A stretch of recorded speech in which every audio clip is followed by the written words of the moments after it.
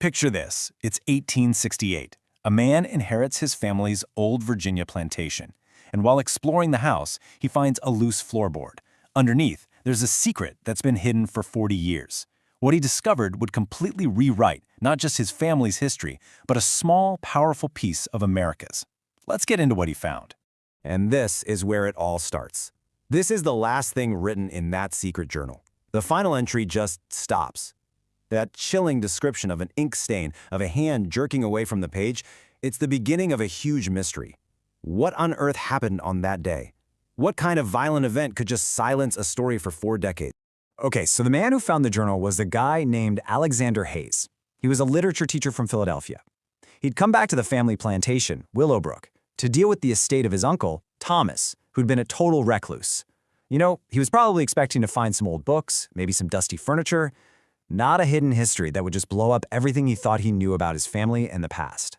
Now, to really get why this discovery was so explosive, you have to understand the world this journal came from. We're talking about the 1820s South. The entire social order was built on keeping enslaved people in the dark, ignorant and cut off from each other. Literacy, well, that was seen as the most dangerous thing imaginable, a direct line to rebellion. So teaching an enslaved person to read or write wasn't just, frowned upon. It was a serious crime. And the punishment was severe for everybody involved. And yet, as Alexander Hayes opens this dusty old journal, this is the number he finds. 73. 73 names of enslaved men and women. And next to each name were notes that just shouldn't have been there. Notes on grammar, on verb conjugations, even translations of Cicero and Virgil. 73 people were secretly learning classical Latin. Just think about that. So this left Alexander with these 2 massive questions, right? First, who were these 73 scholars? And second, what in the world happened on April 17, 1828 that was so catastrophic it erased them from history, so completely that no one even whispered their names for 40 years? The answers, he hoped, were in that journal. And the journal, it took Alexander right back in time. He quickly figured out it belonged to his uncle, Thomas Hayes. Turns out, when Thomas was just 23 years old, fresh out of Harvard, he came back to Willowbrook in 1821 and started what he called the experiment. And what was the experiment? It was a secret, totally illegal school to teach classical Latin to the enslaved people on his own family's plantation. And his journal makes his motive crystal clear. This wasn't just about teaching a language. No way. Latin was just the tool.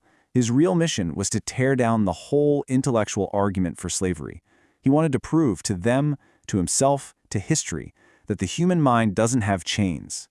I mean, this was an unbelievably dangerous and deeply profound act of rebellion. Thomas's journal is just filled with this incredible contrast. He writes about his wealthy classmates at Harvard literally falling asleep during lectures on Cicero, treating it like a chore. But then he describes his classroom at Willowbrook in a barn, late at night, field workers, bone-tired after 12-hour days, leaning in with what he called a hunger to learn, desperate to soak up every single word about Latin grammar. And just look at what they were studying. This was not basic reading and writing. They were diving into some of the most complex ideas in Western thought. They were debating philosophy, breaking down political corruption in ancient Rome, translating poetry. These secret lessons, held in a tobacco barn, were more intellectually challenging than a lot of university seminars today.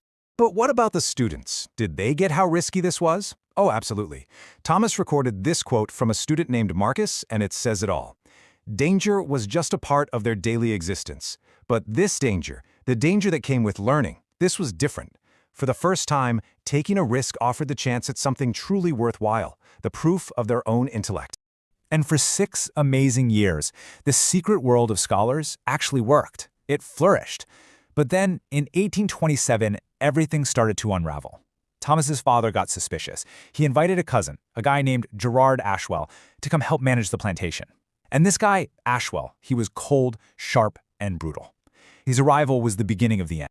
And the whole thing fell apart so fast. First, the suspicion from Thomas's father. Then, a devastating blow. Marcus, the student we just heard from, was found with a book and was viciously whipped. A terrible warning.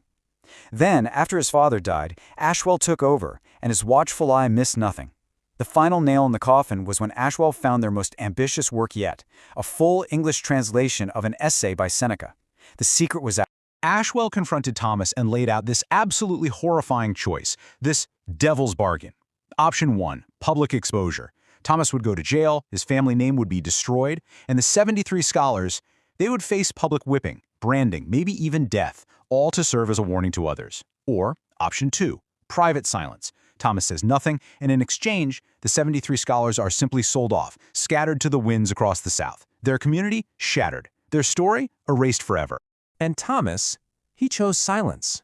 For 40 years. That's what there was. Just silence. When Alexander Hayes figured this out from the journal, he couldn't stop there.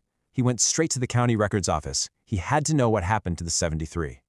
And the records, well, they confirmed the most devastating outcome. Between April and May of 1828, every single one of the 73 scholars was sold, and it wasn't random.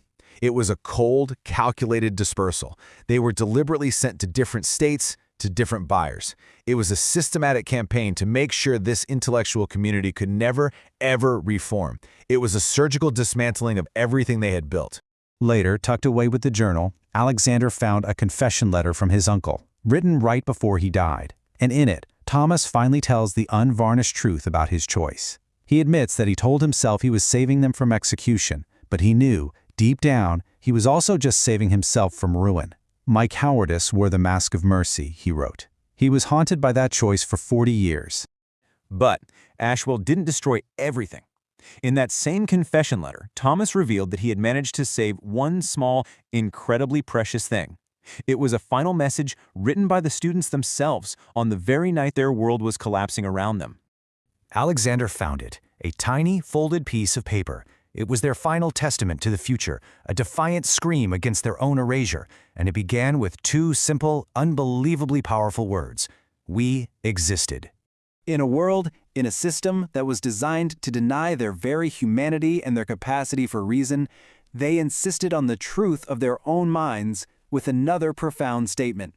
We thought. And finally, a simple, beautiful testament to everything they had risked, everything they had achieved in that secret barn, we learned.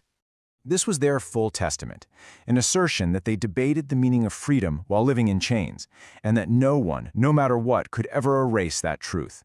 And it was signed by 23 of the scholars, a final, unbelievably courageous act to leave behind proof that they mattered, that they were human, that they were real. After finding all of this, Alexander Hayes dedicated the rest of his life to telling their story.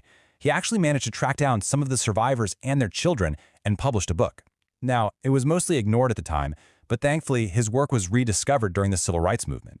And today, the story of the hidden scholars is finally recognized for what it always was, an incredible testament to intellectual resistance.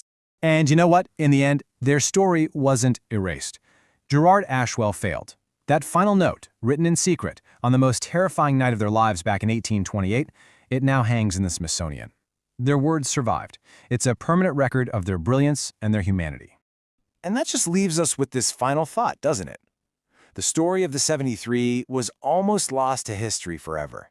It was saved only by a lucky accident, a loose floorboard, and a nephew's curiosity. It really makes you wonder, how many other profound stories of courage and resistance and intellect are still out there, buried in the past, just waiting for someone to find them?